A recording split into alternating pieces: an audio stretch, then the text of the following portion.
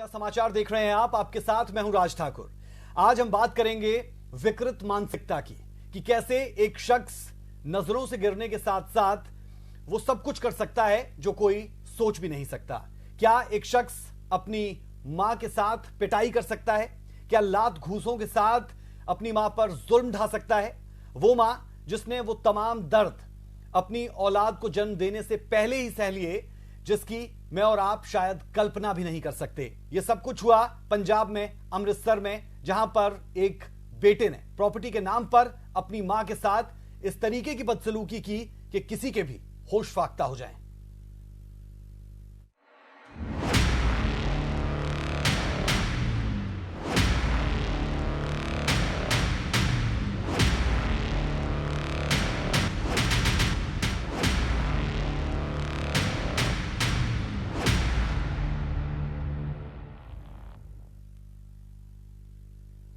बड़ी उम्मीद और विश्वास के साथ उस मां ने अपने बेटे को बड़ा किया, पढ़ाया, लिखाया और काबिल बनाया। लेकिन अफसोस, जब उस मां को सहारे की उम्मीद थी, तब वो लड़का सहारा तो नहीं बन पाया, बल्कि जमीन के चंद टुकड़े की खातिर बुजुर्ग मां पर ही बरस पड़ा और किस कदर अत्याचार करने लगा, तस्वीरें देख किसी की भी रूह कांप जाए। ये पूरी रिपोर्ट जरा आप देखें।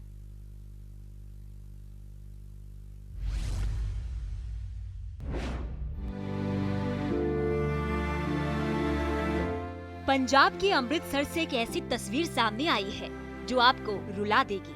तस्वीर देखकर आपकी आंखें भर आएंगी। हाँ, ये सच है। एक माँ ने अपने बेटे को इसलिए जन्म दिया क्योंकि वो बड़ा होकर उसके बुढ़ापे का सहारा बनेगा और 2 जून की रोटी देगा। उसके बीमार होने पर उसका इलाज कराएगा, उसे वो हर सहारा देगा। उस माँ का वो बेटा बुढ़ापे की लाठी बनेगा। लेकिन इस भोली भाली माँ ने जो सपने देखे थे वो सब के सब धरे रह गए और जो इस बेचारी माँ ने सोचा था उसके बिल्कुल उलट हो गया, क्योंकि इस कलयुगी बेटे ने अपनी माँ पर जो अत्याचार किए उन्हें देखकर आप भी दंग रह जाएंगे। इस कलयुगी संतान ने प्रॉपर्टी के लिए अपनी माँ की बेरहमी से पिटाई कर दी। पूरे मामले का एक वीडियो सामने आया है जिसमें वो लात और थप्पड़ मारता दिख रहा है। वही बुजुर्ग महिला की बहू छुड़ाने की बजाय बेड पर बैठकर वीडियो बना रही है और अपने पति को पीड़िता माँ को और मारने के लिए भी उकसाती नजर आ रही है। वो बार बार कह रही है कि इससे पूछ पैसे कहाँ है। इतना ही नहीं, बुजुर्ग माँ को पुलिस के पास जाकर शिकायत करने की भी बात कह रही है। जब माँ घर से हमेशा के लिए जाने की बात कह रही है तो बेटा उसे फिर और जोर से मारने लगता है और गंदी गंदी गालियाँ देने लगता है। थप्पड़ और टांगे और बालों से पकड़कर पीटता है। ये भी कहता है कि वो उसे अगर रोटी नहीं देता तो उसकी बहनें आ जाती हैं। उनके कहने पर उन्हें रोटी देनी पड़ती है, नहीं तो वो उसे कभी पूछे भी नहीं। वीडियो अमृतसर की शिव नगर कॉलोनी की बताई जा रही है। वीडियो में दिख रही महिला बेटे की क्रूरता सहने को मजबूर है। एक ही सहारा होने के कारण वो ना तो पुलिस के पास जा पा रही है और ना ही बेटे के जुल्मों का जवाब दे पा रही है। ऐसी तस्वीरें देखने के बाद हर कोई यही कहेगा कि अगर यही पुत्र धन है तो ये पुत्र धन किसी को ना मिले। हमारे साथ अमृतसर से हमारे संवाददाता नकुल जुड़ रहे हैं। नकुल, अपडेट्स आपसे इस मामले पर चाह रहे हैं। हैरान कर देने वाला ये वीडियो सामने आया और कहा यह जा रहा है इनिशियल इंफॉर्मेशन के हिसाब से कि एक बेटा अपनी मां के साथ ये बदसलूकी करता हुआ।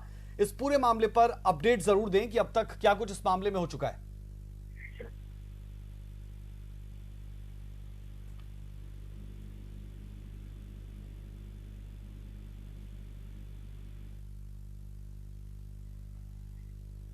नकुल, अगर आप तक मेरी आवाज पहुंच रही है तो इस पूरे मामले पर अपडेट आपसे चाह रहे हैं।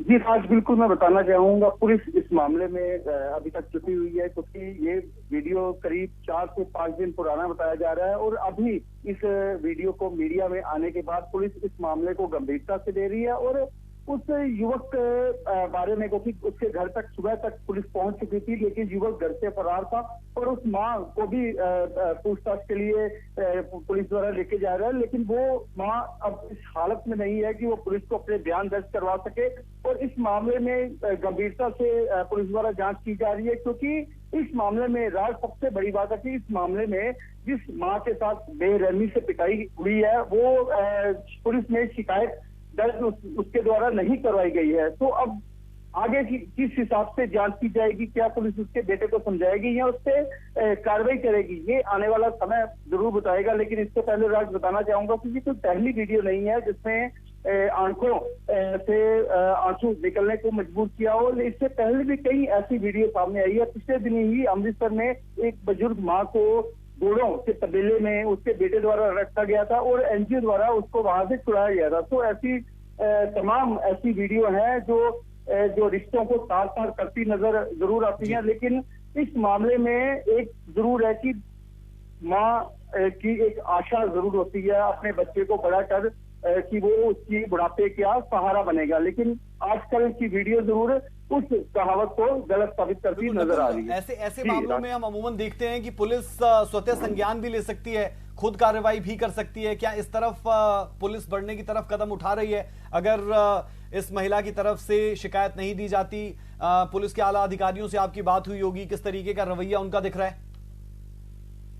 जी, अमूमन हम देखा गया है कि अगर किसी महिला की तरफ से या किसी की तरफ से शिकायत नहीं जाती है तो पुलिस इस पे कार्रवाई कर सकती है। तो जो आला अधिकारियों के मुताबिक वो इस पे कार्रवाई जरूर आने वाले समय में जरूर करेंगे। लेकिन अभी तक जो सारा विवाद है वो प्रॉपर्टी के चलते किया गया है और उनकी बहनें जो कि बुजुर्ग की बेटियां हैं उनको भी मौके पे बुलाया गया। हालांकि अभी तक पुलिस इस मामले की जांच में जुटी है, वो मीडिया से ज्यादातर बात करने से कतरा दी है। लेकिन उनकी बेटियों के बयान भी दर्ज करवाए जाएंगे क्योंकि ये जानना बहुत जरूरी है कि ये जो मारपीट बेटे द्वारा अपनी मां के साथ की गई है ये क्या पहली बार की गई है या इससे पहले भी की जाती रही है। तो वो बेटियां ही आके बताएगी कि कितनी देर से बुजुर्ग मां तशद्दुद का सामना। बिल्कुल, और इन तस्वीरों को देखकर ये स्थिति स्पष्ट होती हुई कि ये अत्याचार पहली बार नहीं हो रहा। ये तो वीडियो सामने आ गया, लेकिन जितनी निर्ममता के साथ ये शख्स अपनी मां की पिटाई कर रहा है,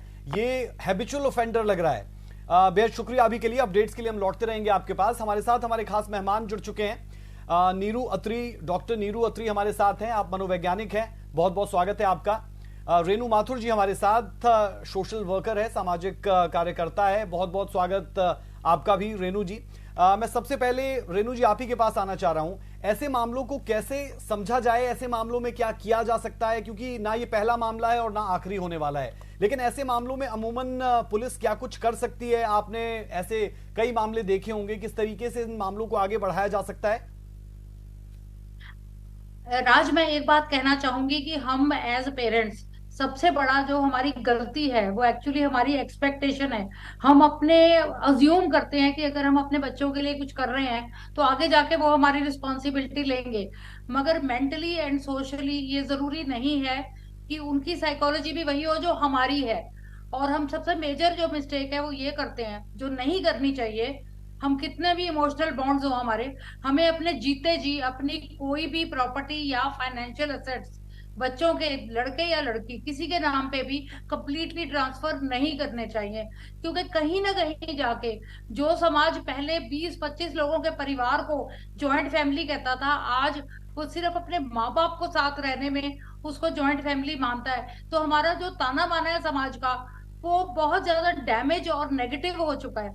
और जब तक बच्चों को ये सो कॉल्ड होप रहेगी कि हमें कुछ मिलेगा, तो एटलीस्ट वो अपनी बेसिक जो रिक्वायरमेंट्स हैं पेरेंट्स की, ओल्ड एज से रिलेटेड, हेल्थ से रिलेटेड, उसको चाहे आप कहिए स्वार्थी होकर संभालें, वो संभालेंगे। लेकिन हम अपने, I am my self a senior citizen, और मेरी शुरू से ही ये सोच है कि ना किसी पे डिपेंडेंट हो, ना किसी को अपने पे डिपेंडेंट करो।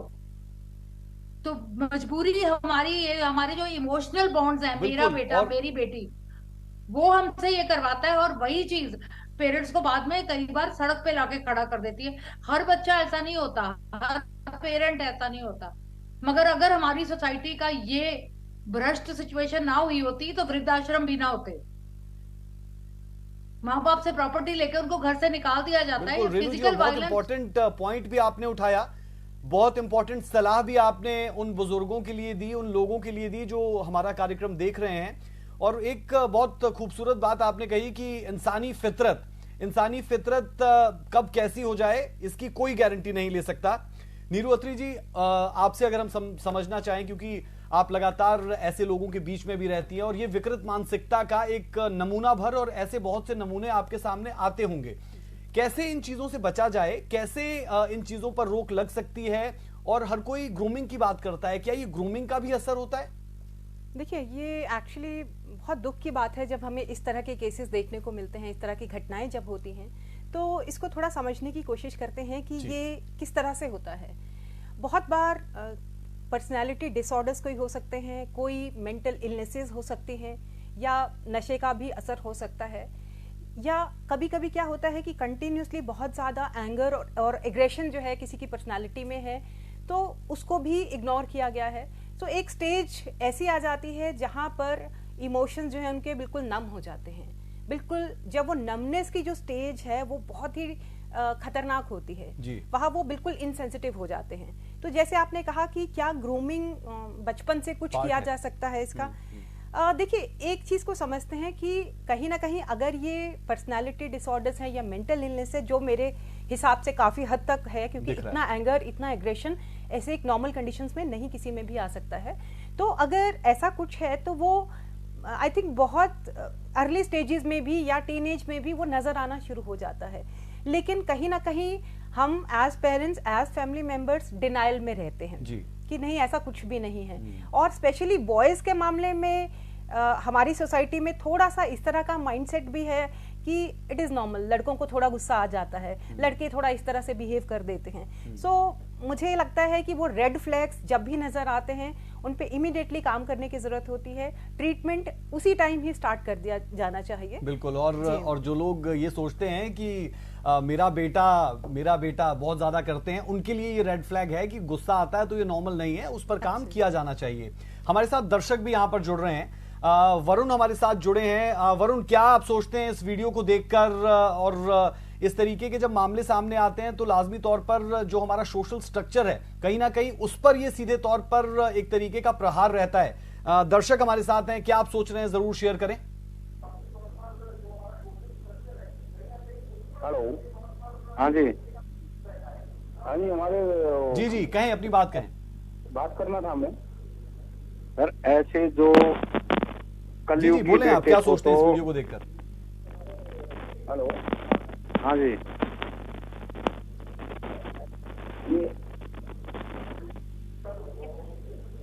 पंजाब अमृतसर।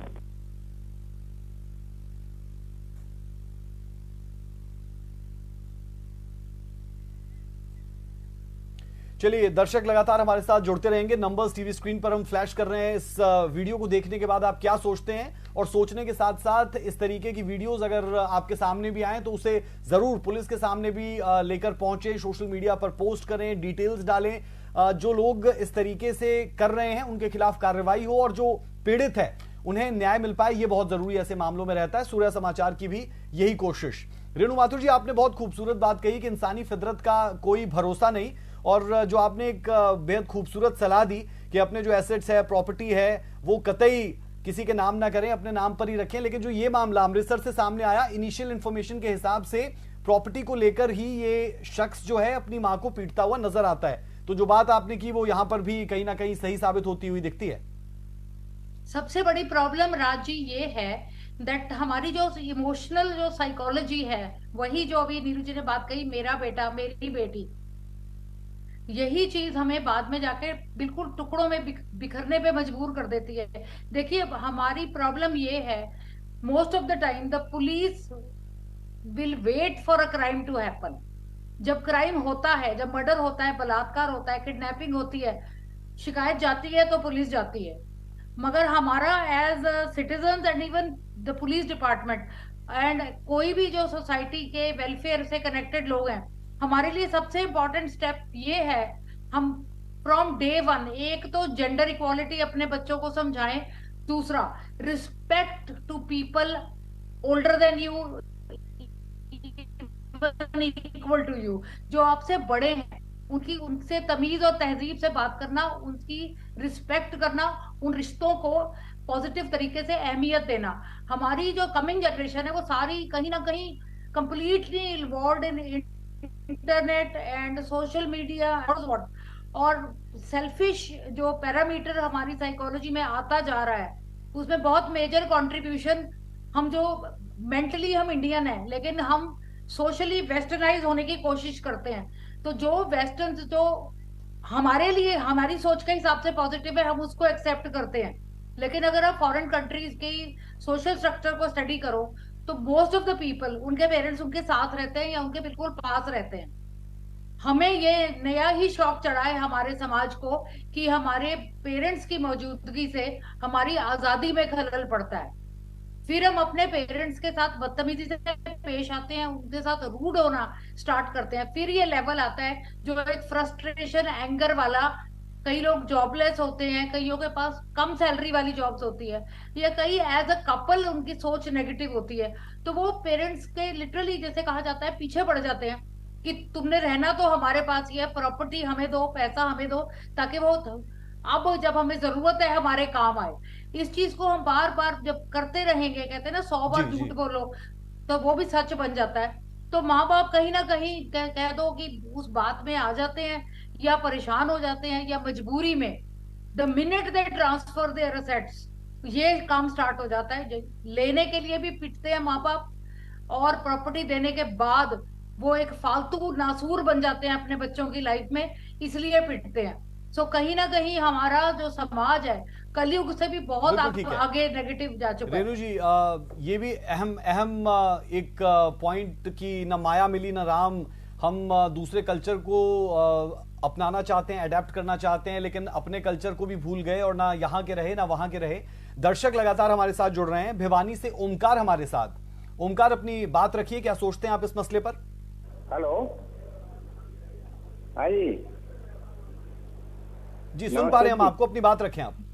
सर, ऐसे है, इसने जो जी, नमस्ते। किया है, ये एक तो रिश्तों का खून तो कर ही दिया, और ये भावना को भी इसने, अपनी भावनाओं को भी खत्म कर दिया। पर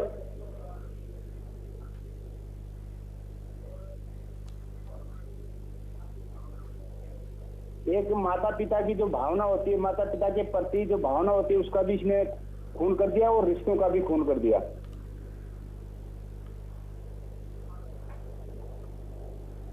बिल्कुल, बेहद शुक्रिया ओमकार जी जुड़ने के लिए। और आप भी आहत दिख रहे हैं इस पूरी तस्वीर को देखने के बाद। और हो भी क्यों ना, समाज का जो ताना बाना है वो टूटता हुआ नजर आता है। और जब ऐसी तस्वीरें सामने आती है, लेकिन जो लोग अपने बुजुर्गों को देख रहे हैं, देखना चाहते हैं, या फिर अपने बुजुर्गों को नहीं देख रहे हैं, तो उनके लिए भी ये सबक है कि बुजुर्ग आप भी होंगे। और ऐसी तस्वीरें सामने आने के बाद ये एक लेसन है, ये एक टीचिंग है हमारे लिए कि हम अपने बुजुर्गों के साथ ऐसा व्यवहार कतई ना करें, क्योंकि बुजुर्ग कभी हमें भी होना है। रेणु माथुर जी लगातार हमारे साथ जुड़ी हुई है। डॉक्टर नीरू अत्री हमारे साथ हैं। डॉक्टर नीरू अत्री जी, आपके पास क्या इस तरीके के कोई केसेस आते हैं जो एंगर मैनेजमेंट को लेकर आप उन्हें चीजें बताते हो, कैसे अपने एंगर को कंट्रोल करना है? क्योंकि कुछ लोग जिन्हें गुस्सा बहुत ज्यादा आता है, उनके लिए मैं चाहूंगा कि आप जरूर कुछ बताएं, कोई थेरेपी जो घर पे बैठ के वो कर सकते हैं, कि कैसे अपने गुस्से को वो कंट्रोल करें, या फिर कोई डिसऑर्डर हो जिसका आप जिक्र करना चाहें। जी, देखिए, एक सबसे बड़ी चीज क्या है ना कि आजकल लोगों की इच्छाएं बहुत बढ़ गई है, और उन इच्छाओं की पूर्ति के लिए वो शॉर्टकट ढूंढते हैं ना, उतना हार्डवर्क नहीं डालना चाहते, तो वो शॉर्टकट की खोज में रहते हैं। सो ये एक बहुत बड़ा रीजन है। और जैसे आपने कहा कि केसेस तो बहुत सारे इस तरह के एंगर के और एग्रेशन के केसेस बहुत ज़्यादा आते हैं, तो उनको सबसे पहले ये चीज़ हम बताना चाहते हैं कि आप अपने पहले आइडेंटिफाई कीजिए कि किन चीज़ों से आपको एंगर आता है, कौन सी ऐसी आपके मन में तकलीफ है, दुख है, या इच्छाएं हैं जो पूरा नहीं होने से आपको फ्रस्ट्रेशन है। देखिए, एंगर कैसे आता है ना, सबसे पहली चीज कुछ हुआ, उससे आपका फ्रस्ट्रेशन बढ़ा, वो फ्रस्ट्रेशन आपसे हैंडल नहीं हुआ, तो वो आपका फिर एंगर में कन्वर्ट हो गया। वो एंगर आपसे हैंडल नहीं हुआ, तो फिर आप इस तरह के रिएक्शंस करने लगते हैं, ग्रेटिफिकेशन ऑफ नीड नहीं हुई। हाँ। सो आप, तो इसलिए बहुत इंपॉर्टेंट है कि पहले आप आइडेंटिफाई करें कि किन चीजों से आपको एंगर आता है, कौन सी ऐसी चीजें हैं। दूसरा चीज है कि बहुत इंपॉर्टेंट है कि आप अपना सेल्फ केयर पे जरूर ध्यान दीजिए। देखिए, सेल्फ केयर क्या होता है कि आप अपने को कितना टाइम दे रहे हैं, यानी उसमें अगर हम कहते हैं एक मेंटल हेल्थ टूल किट, तो mental health tool kit means आप अपनी मेंटल हेल्थ पे कितना काम कर रहे हैं, आप अपनी फिजिकल हेल्थ के लिए क्या चीज़ कर रहे हैं, कुछ एक्सरसाइज कीजिए, है ना, कुछ चीज़ें अगर आपको इंटरेस्ट है ट्रिप्स पे जाने का आप वो कीजिए, आपको कुछ अच्छा पढ़ने का अच्छा लिखने का शौक है अपने क्रिएटिव एस्पेक्ट को बिल्ड कीजिए। और बहुत इंपॉर्टेंट है कि अगर ये नहीं हैंडल हो रहा है तो आप डेफिनेटली एक काउंसलिंग के लिए ज़रूर जाएं, अपने थेरेपी सेशंस आप ज़रूर लें ना। इस तरह की चीज़ें बहुत इंपॉर्टेंट है जो आपको करना है। और उसके अलावा कभी कभी फिजियोलॉजिकल भी रीजंस होते हैं, आपके विटामिन्स डाउन जा रहे हैं, आपके और कोई मेंटल इलनेस के पीछे जो है आपके कोई मेडिकल इश्यूज भी हो सकते हैं। सो आप अपना थॉरो चेकअप कराएं, फिजियोलॉजिकली अपने आप को पूरा चेकअप कराएं, ये बहुत इंपॉर्टेंट होता है। और एक बड़ी इंपॉर्टेंट चीज़ ये है कि अपने आसपास छोटी छोटी चीज़ों में खुशियां ढूंढने की कोशिश करें। हम क्या करते हैं, अपनी खुशी को बड़ी चीज़ के साथ जोड़ते हैं, मुझे बड़ी कार मिलेगी तो मैं खुश होऊंगा, मेरा घर बड़ा बन जाएगा तो मैं खुश होऊंगा, ऐसा नहीं है, है ना। तो आपको ठीक है, मैं रोक रहा हूं आपको। हमारे साथ एसएचओ इस वक्त फोन लाइन पे हैं। मैं चाह रहा हूं सर कि आप बताएं अगर आपको मेरी आवाज मिल पा रही है कि इस पूरे मामले पर क्या कुछ अब तक किया जा चुका है या क्या कुछ किया जा सकता है। हेलो जी सर, सुन पा रहा हूं मैं आपको, प्लीज अपडेट दें इस पूरे मामले पर। कौन से मामले पर पूछना चाहते हैं आप सर? अमृतसर का एक मामला सामने आया जहां पर एक बुजुर्ग महिला को उसी का बेटा जो है वो पीटता हुआ नजर आया है। ऐसे मामलों में क्या प्रावधान रहते हैं, किन धाराओं के तहत केस दर्ज हो सकता है, और क्या पुलिस खुद भी स्वतः संज्ञान लेते हुए कार्रवाई कर सकती है अगर वो पीड़ित खुद ना कर पा रहा हो? देखिए जी, हमने इनको वेरीफाई भी करने के लिए बुलाया, वेरीफाई भी किया इनसे सभी। वो जो वीडियो में बुजुर्ग दिखाई दे रही है ना, उसका नाम देवी है, उसका लड़का अमित शर्मा। जी हेलो जी सुन पा रहे हैं सर, शर्मा आप जो कहें अपनी बात पूरी करें। त्रिलोक जी अपनी बात पूरी करें, सुन पा रहे हैं। अच्छा, इसके बारे में उनसे जो देवी है बुजुर्ग लेडी, उनसे हमने पूछा भी कि मामले की पूरी सच्चाई क्या है। उनके जानने के लिए हमने दोनों तरह को बुलाया है। जरा मेरा लड़का अमित शर्मा है जी, ये बीमार रहता है और दिमागी तौर पे भी परेशान रहता है। इस करके ना कोई 20 तरीक की गल है जी, आंधी भी ये अपसेट सी ते पाਉਂਦਾ ਸੀ, मैं ਇਹਨੂੰ ਕੁੱਟਿਆ ਸੀ ਇਹਨੂੰ चुप कराने वास्ते जी। उसे करके आंदी फिर बाद विच इन्ने ही उसे तहत ही जिहड़ा वा मतलब उन्हें दिमागी परेशानी करके ही मैनू धक्का मुक्की कीती है। इन्हें जानबुझ के मेरे नाल कुछ नहीं कीती ते इन्हें वो दिमागी परेशानी करके कीता ते मैं कोई कार्रवाई नहीं इहदे खिलाफ करवाई। ओके, हाँ जी, ठीक है। त्रिलोक जी, दर्शकों की जानकारी के लिए अगर आप बता पाएं कि ऐसे मामलों में अगर मामला दर्ज होता है तो किन धाराओं के तहत मामला दर्ज होता है और कितनी सजा इन धाराओं के तहत हो सकती है? देखिए जी, ये तो इनके स्टेटमेंट पे डिपेंड करता है ना। जी हाँ, स्टेटमेंट पे डिपेंड करता है ना, कैसी स्टेटमेंट देते हैं। त्रिलोक जी, जो बिल्कुल इस मामले को अगर हम छोड़ देंगे तो इन जनरल मैं जानना चाह रहा हूं कि अगर इस तरीके से मामला दर्ज कोई करवा देता है तो फिर कौन सी धाराओं के तहत ऐसे मामलों में केस दर्ज हो सकता है? देखिए जी, ये तो अगर तो कोई इंजरी हो तो इंजरी की अपना इंजरी के मुताबिक कार्रवाई होती है। अगर नई इंजरी हो तो हम प्रिवेंटिव एक्शन भी कर लेते हैं। और उसके बाद इन्वेस्टिगेशन पे डिपेंड करता है, उनके स्टेटमेंट पे डिपेंड करता है कि उनके साथ क्या हुआ, कैसे हुआ।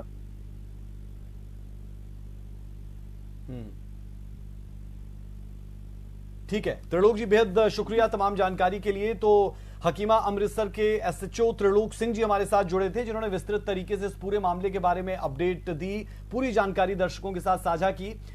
रेनू माथुर जी हमारे साथ जुड़ी हुई हैं। रेनू जी, एक आखिरी सवाल आपसे कर रहा हूं क्योंकि मुझे पता है कि आप किसी इवेंट में हैं और आपको निकलना भी है। मैं जानना ही चाह रहा हूं कि यहां पर भी जो स्टेटमेंट सामने आई है वो ये है कि बेटा मानसिक तौर पर परेशान रहता है और मां कोई कार्रवाई नहीं करना चाहती, और हम अमूमन अक्सर ऐसे मामलों में देखते हैं कि यही नतीजा निकलता है। मैं यही कहने की कोशिश कर रही थी। पहली बात, सीनियर सिटीजन एक्ट सेक्शन 22, इसके अंडर अगर कोई भी माँ अगर बहुत ज्यादा परेशान है तो अपने बच्चे को, चाहे वो बच्चे का ही घर हो, पुलिस का ये रिस्पॉन्सिबिलिटी बनती है कि उस लड़के को वहां से ले जाए। दूसरा, अगर वो मानसिक तौर पे परेशान है तो क्या पुलिस डिपार्टमेंट ने उसकी मेंटल हेल्थ का कोई सर्टिफिकेशन है कि माँ वैसे ही कह रही है ये परेशान रहता है इसलिए नहीं मैंने कुटता? ये तो कोई लॉजिक ही नहीं है। ये तो माँ का दिल है जो अपने बेटे को पुलिस एक्शन से बचाने की कोशिश कर रहा है। इस पे डोमेस्टिक वायलेंस की जो भी धाराएं लगती हैं, 506 है क्रिमिनल इंटिमिडेशन, और ये जो बेसिक धाराएं हैं चाहे वो अवेलेबल है, किसी को फिजिकली असॉल्ट करना, किसी को धमकाना, किसी से जबरदस्ती पैसे मांगना, ये सब पनिशेबल ऑफेंसेस हैं। और बहुत, अगर वो एक बुजुर्ग माता अपने आप को अपने बेटे को बचाने के लिए कुछ भी बोल रही है तो हमें उसको फेस वैल्यू पे नहीं लेना चाहिए, हमें थॉरो इन्वेस्टिगेशन करनी चाहिए। और अगर ये नौबत आती है तो कहीं ना कहीं कोई पुलिस एक्शन इन द, जैसे भी ये प्रिवेंटिव एक्शन कह रहे हैं, तो ऐसा कुछ लेना चाहिए। सिर्फ ये नहीं कि उनकी स्टेटमेंट पे डिपेंड करता है, फिर वही माँ का दिल ही तो है जो इस सारी सिचुएशन को क्रिएट कर रहा है। अगर बेटा बदतमीजी की हदें पार कर रहा है तो कहीं ना, जैसे आपको, सॉरी मैं छोटी सी बात याद कराऊंगी, कुछ दिन पहले दिल्ली मेट्रो में कुछ हुआ था, एक लड़की ने ऑब्सीन कपड़े पहने थे और मेट्रो में बैठ गई थी आके जी। तो उसका पुलिस ने लॉजिक ये दिया था कि किसी ने कंप्लेंट ही नहीं करी तो हम एक्शन कैसे लें, ये लॉजिक दिया था जी उस अश्लील बिहेवियर का। तो दैट मीन्स हम अपनी सोसाइटी को इम्प्रूव करने के लिए या किसी भी सिचुएशन को पॉजिटिव करने के लिए हम तब तक वेट करेंगे जब तक कोई हॉस्पिटल नहीं पहुंच जाता या कोई लिटरली मर ही नहीं जाता, तब वो एक क्राइम है और हम उस पर एक्शन लेंगे। उससे पहले हम उसकी डेप्थ में नहीं जाएंगे, लेकिन हम पॉइंट टू पॉइंट ये देखेंगे उनकी क्या स्टेटमेंट है, माहौल कैसा है, और अगर जितनी जल्दी ये केस खत्म हो सके हम करके हम बैठ जाएंगे टिल द नेक्स्ट टाइम वो बेटा अपनी माँ को और भी ज्यादा पिटे। तो मैं तो इस लॉजिक से ही सेटिस्फाइड नहीं हूँ जिस तरीके से जो ये, चाहे ये है चाहे कोई भी पुलिस डिपार्टमेंट या कोई भी लॉ, अगर ये कहता है wait for a crime to happen, वो तो दुनिया की सबसे बड़ी बेवकूफी की बात है। जब कोई मर ही जाएगा तो तुम उसको क्या इंसाफ दिलाओगे? जब किसी के हाथ पैर ही टूट जाएंगे उसको क्या जस्टिस दिलाओगे? तो किस चीज का इंतजार कर रहे हैं हम? बिल्कुल। और शायद सभ्य समाज और रामराज की जो लगातार बात होती है वो यही कि कोई क्राइम हो ही ना, इस तरफ आपको काम करना है और एक ऐसे समाज का निर्माण करना है जहां पर इस तरीके के क्राइम्स ना हो। और जो बातें आपने की वो भी वैलिड। एक दर्शक हमारे साथ जुड़ी है नोएडा से, रिंकी हमारे साथ जुड़ी है। रिंकी, क्या सोचते हैं आप इस वीडियो को देखकर, क्या आपकी राय? सर मेरा ये राय है कि अपनी माँ के इस तरह से मार रहे हैं उसको जेल होना चाहिए, सीधे फैसला हो जेल में। इस तरह से अपनी माँ को नहीं मारना चाहिए।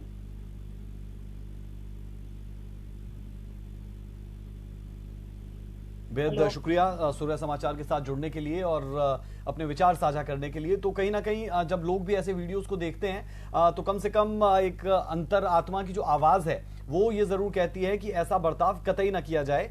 और अलग अलग लॉजिक्स जरूर दिए जा सकते हैं, लेकिन ऐसे क्राइम्स को रोकने के लिए बेहद जरूरी है कि कार्रवाई जरूर हो। डॉक्टर नीरू अत्री हमारे साथ हैं।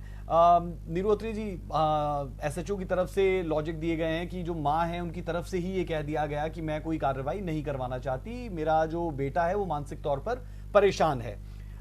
ऐसे केसेस फिर से मैं कहूंगा कि आपके पास आते होंगे, उसमें यही तर्क दिए जाते होंगे। हम बहुत बार देखते हैं कि इसी तरीके के मामले आते हैं और लास्ट में वो कहीं पर भी जाकर खड़े नहीं होते। जी देखिए, एक चीज समझते हैं कि इस तरह की जो बेटे ने अपने माँ के साथ जो अभी ये किया है, ये एक बार की बात नहीं है। अगर इस पे कार्रवाई कुछ भी नहीं हुई तो ये बार बार होगी चीज, क्योंकि ये अपने आप ठीक होने वाली चीज नहीं है ना। तो ये बिहेवियर बार बार रिपीट होगा, नंबर एक। नंबर दो, आई थिंक इस टाइम सबसे ज्यादा इम्पोर्टेंट है कि वो बुजुर्ग महिला की सेफ्टी जी। और तीसरा चीज है कि देखिए ये एक ट्रॉमा है, एक माँ के लिए मुझे लगता है इससे बड़ा ट्रॉमा कुछ भी नहीं है कि उसकी औलाद उसे मार रही है।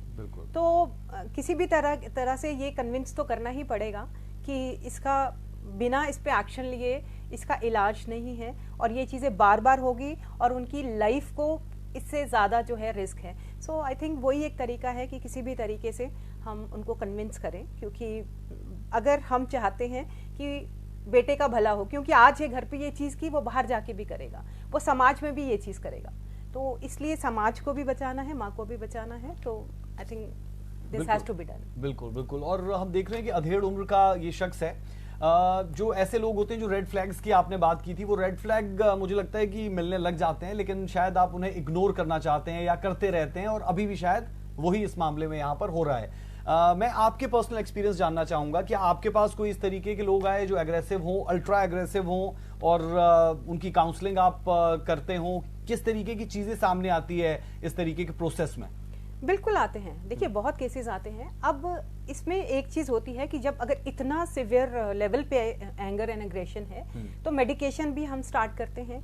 हम साइकेट्रिक जो है कंसल्टेशन वो भी करते हैं, क्योंकि वो भी इम्पोर्टेंट होता है साथ में।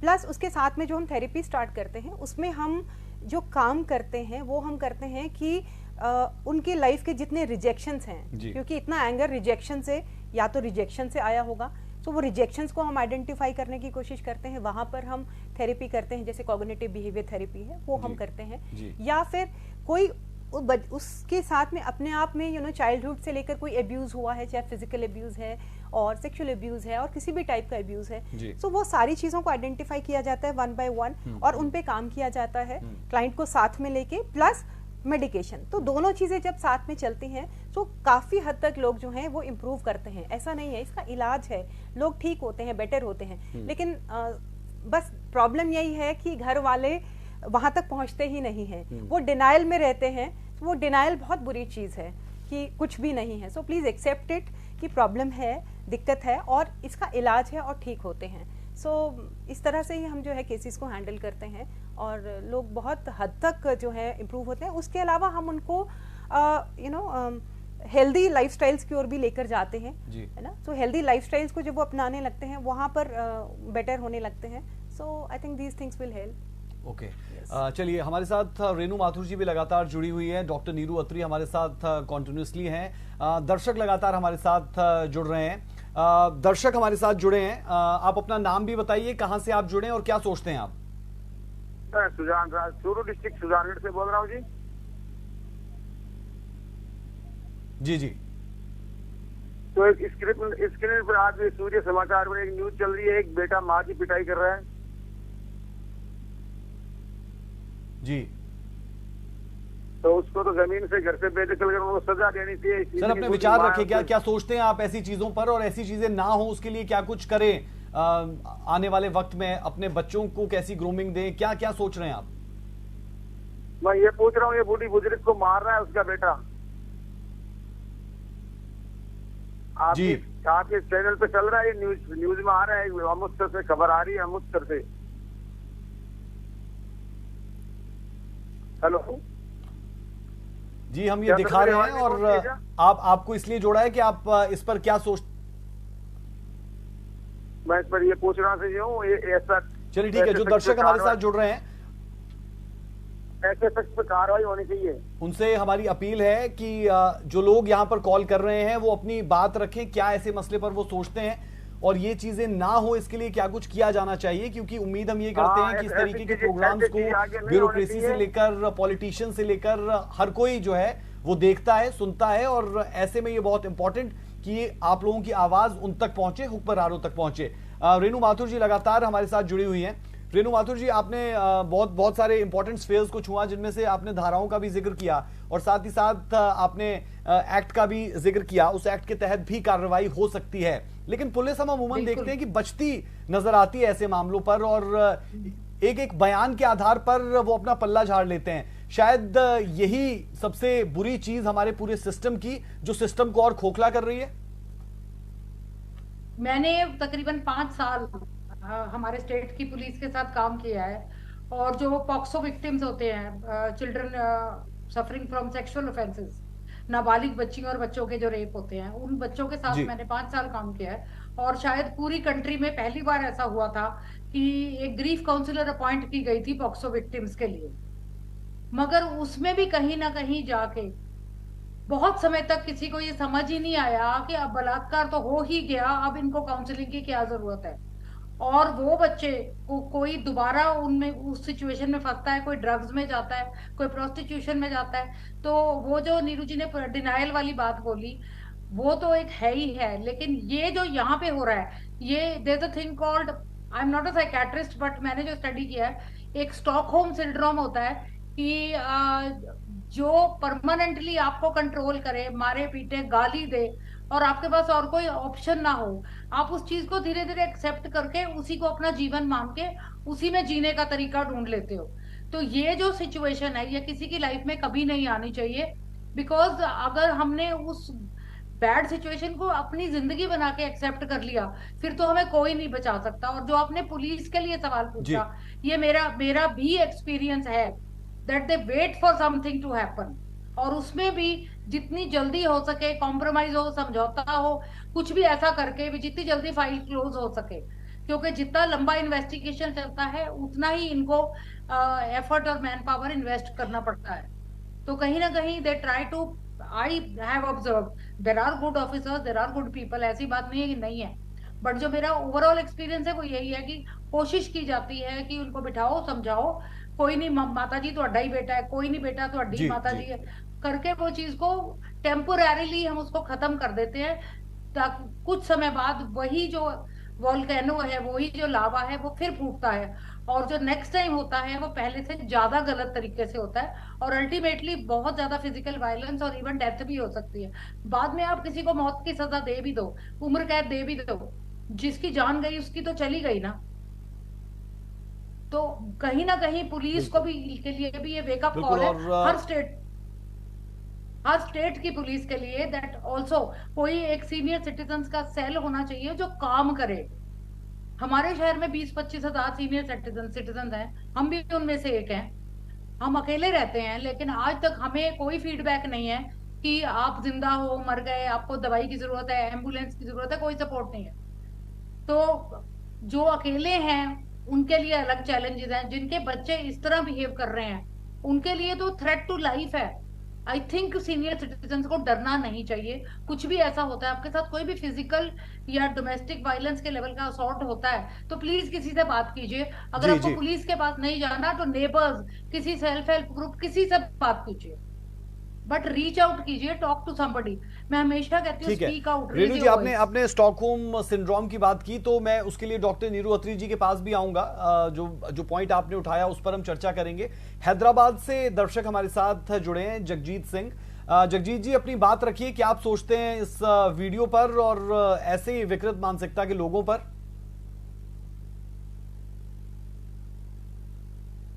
देख के मेरा दिल एकदम से दहल जा रहा है, कि देख के दिल दहल रहा है कि एक ऐसा कलीगी बेटा जो इस तरीके से मां को मार रहा है। तो मैं समझता हूं कि इसको यहाँ पर, इसको एक तो इसका मुंह काला करके गधे के ऊपर इसको बैठा के और पूरे शहर के अंदर घुमाना चाहिए पहले, ताकि सबको ये मालूम हो कि ये एक कलीगी बेटा है जिसने माँ बाप के साथ, ताकि आने वाले जो भी लोग हैं वो देखें कि वाकई ये कौन आदमी है जो इस तरीके से घूम रहा, उसके बाद इसको सजा दी जाए। हेलो, बिल्कुल, बेहद शुक्रिया हमारे साथ जुड़ने के लिए।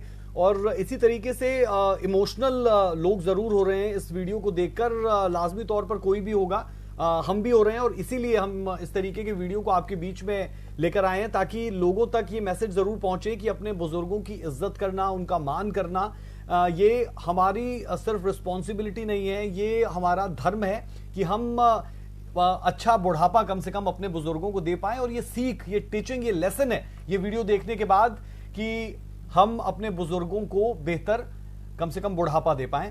डॉक्टर नीरू अत्री जी, बात की गई स्टॉकहोम सिंड्रोम की, और बहुत बहुत खूबसूरती के साथ रेणु माथुर जी ने बताया, क्योंकि काफी काम उन्होंने इस दिशा में किया है, और इसीलिए शायद वो इन साइकोलॉजिकल टर्म्स को भी जानती हैं। तो इस पर आप क्या कहेंगे? और भी इस तरीके के कोई सिंड्रोम्स होते हैं, कोई इस तरीके की चीजें होती है जिससे ये पता चल पाए कि कौन से ऐसे शख्स है, उन पर कौन सी एक्सपेरिमेंट्स किए जा सकते हैं, या फिर उन्हें किस तरीके की काउंसलिंग दी जा सकती है? जी देखिए, जैसे अभी स्टॉकहोम अगर सिंड्रोम की बात करते हैं, तो इसमें जो विक्टिम है वो कहीं ना कहीं जो एब्यूज कर रहा है उसके लिए एक पॉजिटिव फीलिंग्स वो बिल्ड कर लेता है।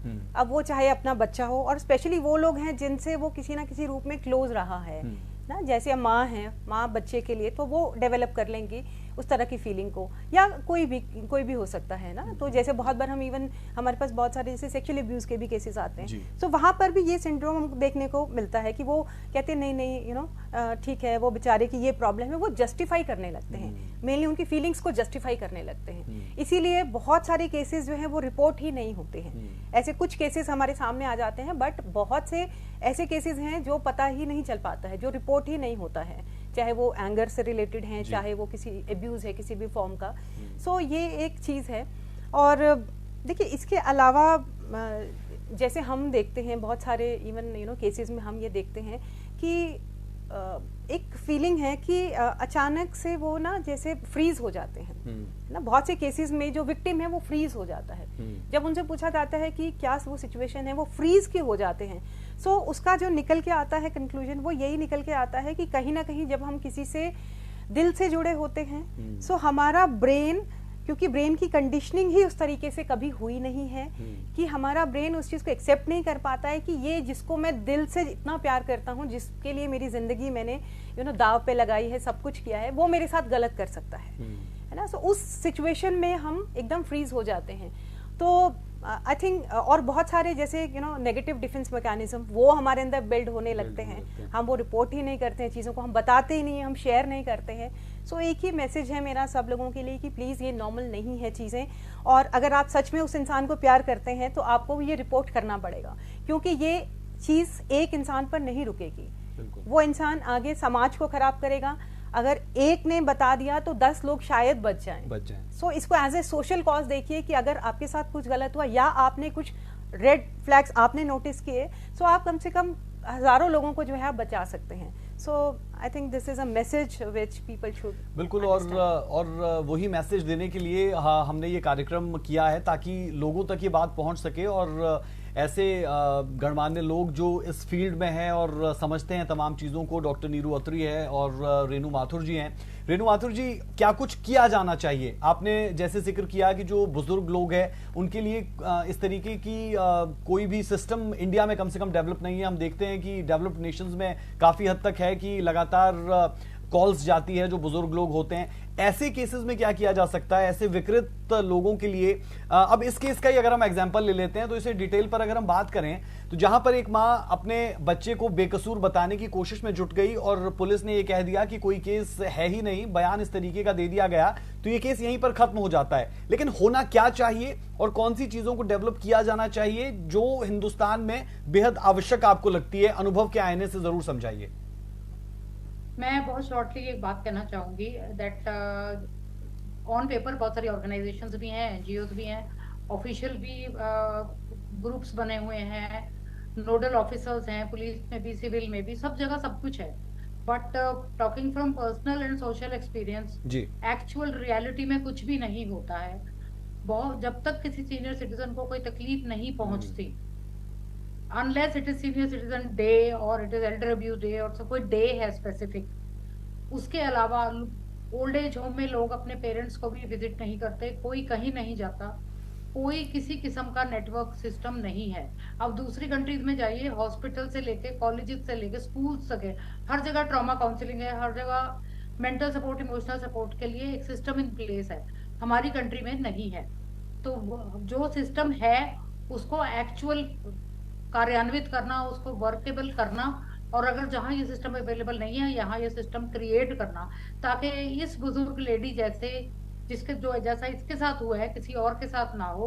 क्योंकि आज इसके लड़के ने इसको पीटा है, कल इसका लड़का इसको हॉस्पिटल तक भी पहुंचा सकता है और गॉड फॉरबिड उसकी लाइफ की एग्जिस्टेंस खत्म करने का कारण भी बन सकता है। फिर ये कोई जस्टिफिकेशन नहीं है कि वो मानसिक तौर पे परेशान है। तो I think we need to develop a system जिसमें साइकेट्रिस्ट भी हो, सोशल एक्टिविस्ट भी हो, पुलिस भी हो, लॉयर्स भी हो। There should be a consolidated system and a plan, और उस प्लान को फिजिकली फॉलो अप भी किया जाए ताकि her and male female her age group के लोग हों, ताकि सबका परसेप्शन और पॉइंट ऑफ व्यू इसमें लिया जा सके और उसके अनुसार इस पे वर्क किया जा सके। That is my input in this.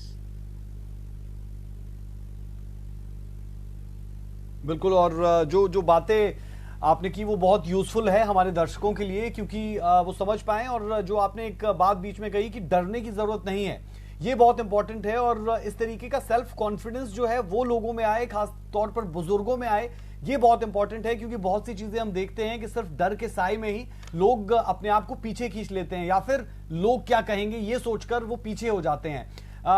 Doctor Neeru अत्री जी, लोग क्या कहेंगे, ये एक ऐसी लाइन है हिंदुस्तान में, इंडिया में, जिसके इर्द गिर्द तमाम चीजें घूमती रह जाती है, पूरी उम्र लोगों की खत्म हो जाती है, लेकिन वो साइकियाट्रिस्ट के पास जाना सही नहीं समझते, मनोवैज्ञानिक, मनोचिकित्सक के पास पहुंचना जरूरी नहीं समझते। उन्हें लगता है लोग क्या कहेंगे। देखिए, ये एक सही बात आपने कही, ये बहुत बड़ा टैबू है। क्योंकि हम इसके बारे में बात ही नहीं करते, प्रॉब्लम ये है। मुझे लगता है इसका सबसे पहला इलाज यही है कि स्कूल्स में जाकर बच्चों को सेंसिटाइज किया जाए इस टॉपिक्स के ऊपर, कॉलेजेस में, यूनिवर्सिटीज में, क्योंकि वहीं से चीजें वो आगे जाएंगी। बिल्कुल। और जैसे बहुत से खैर एनजीओज इस चीज पे काम भी कर रहे हैं, बट और इस चीज पे काम किया जाए कि जैसे अलग अलग बुजुर्गों के लिए कुछ वर्कशॉप्स कंडक्ट की जाएं, एरिया वाइज कुछ इस तरह के काम किए जाएं। और जैसे स्कूल्स में छुट्टियां होती हैं, है ना, समर हॉलीडेज होती हैं, उनको प्रोजेक्ट्स दिए जाते हैं बच्चों को, तो क्यों नहीं हम इस तरह के प्रोजेक्ट्स दें कि आप जाके इस टॉपिक पे ऊपर, इस पर्टिकुलर एरिया में सेंसिटाइज कीजिए लोगों को, इसके बारे में बात कीजिए, है ना। सो इस तरह के प्रोजेक्ट्स हैं, वर्कशॉप्स हैं, या एरिया वाइज कॉफी मॉर्निंग, इस तरह की चीजें हम क्यों नहीं ऑर्गेनाइज करें। क्योंकि प्रॉब्लम सिर्फ ये है कि अवेयरनेस उतनी नहीं है ना। लोगों को ये लगता है कि अगर हम किसी साइकियाट्रिस्ट के पास या किसी साइकोलॉजिस्ट के पास चले गए तो हमारे रिश्तेदार ये कहेंगे कि ये पागल है।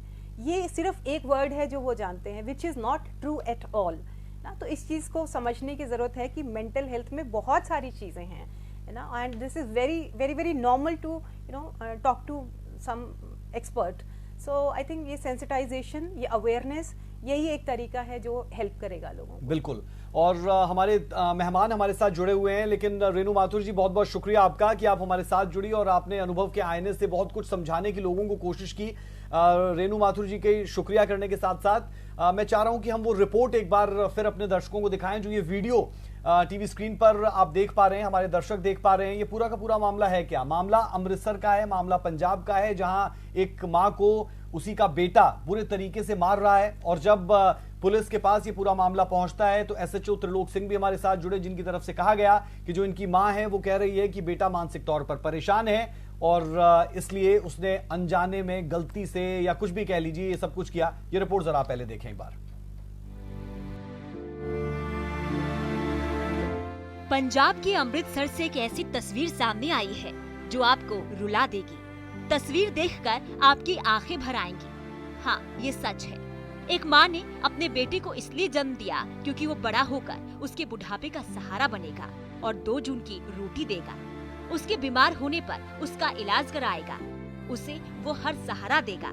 उस माँ का वो बेटा बुढ़ापे की लाठी बनेगा। लेकिन इस भोली भाली माँ ने जो सपने देखे थे वो सब के सब धरे रह गए, और जो इस बेचारी माँ ने सोचा था उसके बिल्कुल उलट हो गया। क्योंकि इस कलयुगी बेटे ने अपनी माँ पर जो अत्याचार किए, उन्हें देखकर आप भी दंग रह जाएंगे। इस कलयुगी संतान ने प्रॉपर्टी के लिए अपनी माँ की बेरहमी से पिटाई कर दी। पूरे मामले का एक वीडियो सामने आया है जिसमें वो लात और थप्पड़ मारता दिख रहा है। वही बुजुर्ग महिला की बहू छुड़ाने की बजाय बेड पर बैठकर वीडियो बना रही है और अपने पति को पीड़िता माँ को और मारने के लिए भी उकसाती नजर आ रही है। वो बार बार कह रही है कि इससे पूछ पैसे कहाँ है। इतना ही नहीं, बुजुर्ग माँ को पुलिस के पास जाकर शिकायत करने की भी बात कह रही है। जब माँ घर से हमेशा के लिए जाने की बात कह रही है तो बेटा उसे फिर और जोर से मारने लगता है और गंदी गंदी गालियाँ देने लगता है। थप्पड़ और टांगे और बालों से पकड़कर पीटता है। ये भी कहता है कि वो उसे अगर रोटी नहीं देता तो उसकी बहनें आ जाती हैं। उनके कहने पर उन्हें रोटी देनी पड़ती है, नहीं तो वो उसे कभी पूछे भी नहीं। वीडियो अमृतसर के शिव नगर कॉलोनी की बताई जा रही है। वीडियो में दिख रही महिला बेटे की क्रूरता सहने को मजबूर है। एक ही सहारा होने के कारण वो ना तो पुलिस के पास जा पा रही है और ना ही बेटे के जुल्मों का जवाब दे पा रही है। तो कुल मिलाकर जो भी इस वीडियो को देखेगा लाजमी तौर पर होश फाख्ता हो जाएंगे। बहुत से लोग हमारे साथ इस दौरान जुड़े, राजस्थान से लेकर हैदराबाद, नोएडा, अलग अलग देश के हिस्सों से, और हर कोई हैरान और परेशान था कि इस तरीके से एक बेटा अपनी मां को कैसे मार सकता है। हमारे मेहमान हमारे साथ लगातार जुड़े रहे। डॉक्टर नीरू अत्री मनोवैज्ञानिक हैं आप हमारे साथ जुड़ी रही। एक आखिरी सवाल मैं आपसे कर रहा हूं, अगर हम इसे ऐसे समझें कि जो शख्स 40 से ज्यादा का है, यानी अधेड़ उम्र का वो हो चुका है, क्या उसमें चांसेस है कि वो यहां से रिकवर कर सकता है? आप गुस्सा ले लें, डिफेंस मैकेनिज्म किस तरीके से डेवलप उसमें किया जा सकता है? क्या ये स्कोप रहता है? क्या ये हुआ है पहले कि हम एक अधेड़ उम्र के व्यक्ति में भी सुधार ला सकते हैं? बिल्कुल बिल्कुल। देखिए, सबसे पहली चीज़ तो मैं फैमिली मेंबर्स को एक चीज़ कहना चाहती हूँ कि आपको ये समझना होगा कि ये सिर्फ आपके बच्चे के लिए या की जिम्मेदारी नहीं है, आपकी पूरे समाज के लिए भी जिम्मेदारी है। अगर इस चीज़ को आपने टाइम पे ट्रीट नहीं किया तो आपकी आने वाली बहुत सारी नस्लें इस चीज़ से प्रभावित होंगी। और जैसा कि आपने कहा कि क्या लोग रिकवर होते हैं, डेफिनेटली रिकवर होते हैं, क्योंकि देखिए हर इंसान के साथ कुछ ना कुछ चीज़ें हैं, है ना, कुछ ना कुछ, चाहे वो किसी भी तरह की फ्रस्ट्रेशन है, एंगर है, मेंटल इलनेस है, मेंटल डिसऑर्डर्स है, सो डेफिनेटली उसका प्रॉपर जो है इलाज होता है। जैसे देखिए आपको बुखार होता है तो भी तो आप डॉक्टर के पास जाते हैं, तब तो आप बिल्कुल नहीं सोचते हैं, तब तो बल्कि आप 4 लोगों को बताते हैं कि बीमार हैं। So that is absolutely fine. Mental health भी इसी तरीके से है कि दैट इज एब्सोल्युटली फाइन। आप इसके बारे में बात कीजिए, इसको एक नॉर्मल प्रोसेस की तरह देखिए। जब तक आप इसको एक नॉर्मलाइज नहीं करके देखेंगे कि एक मेंटल हेल्थ प्रोफेशनल के पास जाना एक नॉर्मल बात है, तब तक इस दिशा में काम कैसे होगा। और बिल्कुल चाहे वो मेडिकेशन की जरूरत हो, साथ में एक चीज और बताना चाहती हूँ कि दोनों चीजें आप स्टार्ट करेंगे, है ना। अगर मेडिकेशन आपको प्रिस्क्राइब होती है, मेडिकेशन भी करेंगे, साथ में आप थेरेपी भी करेंगे। जब दोनों चीजें एक साथ में चलती हैं तो बहुत ज्यादा जो है रिकवरी जो है वो पेशेंट्स की हमने देखी है। तो बी होपफुल, ये चीजें ठीक होती है, बस आपको आगे आने की जरूरत है। बिल्कुल। और जो हम बात कर रहे थे कि लोग क्या कहेंगे, तो इसके लिए एक लाइन है कि सबसे बड़ा रोग क्या कहेंगे लोग। तो लोगों का बिल्कुल मत सोचिए, क्योंकि आपकी जो मेंटल कंडीशन है वो फिजिकल कंडीशन कैसी आपकी है उतनी ही इंपॉर्टेंट है, क्योंकि मेंटली अगर आप स्ट्रांग होंगे तभी आप एक अच्छी लाइफ को लीड कर पाएंगे। ऐसे वीडियो सामने आने के बाद बहुत से सवाल उठते हैं। बेहद शुक्रिया डॉक्टर नीरू अत्री, हमारे साथ आप जुड़ी और लोगों को आपने जागरूक करने के लिए जो बीड़ा सूर्या समाचार ने उठाया उसका हिस्सा बनी। बेहद शुक्रिया। इस तरीके की तस्वीर सामने आने के बाद अमृतसर में बहुत से सवाल जरूर पनप रहे हैं उस परिवार पर भी जहां पर यह सब कुछ हुआ, और साथ साथ इस पर भी कि क्या इस पर वाकई में कोई कार्रवाई नहीं की जा सकती अगर मां ये कह दे कि बेटा मानसिक तौर पर परेशान है और मैं कोई कार्रवाई नहीं चाहती। लेकिन सवाल ये कि जो हुआ क्या वो एक अच्छा लेसन पूरे के पूरे समाज को देता है, और क्या इस तरीके के एक्ट्स यहां पर है जिनके तहत ऐसे मामलों में कार्रवाई हो सकती है। तो कुल मिलाकर जो सिस्टम है वो और खोखला ना हो जाए, इसलिए ऐसे मामलों में सत्य संज्ञान की बहुत ज्यादा जरूरत। अभी के लिए सूर्या समाचार में इतना ही, लेकिन खबरों का सिलसिला बदस्तूर जारी है। मुझे मेरी पूरी टीम को दें इजाजत। नमस्कार।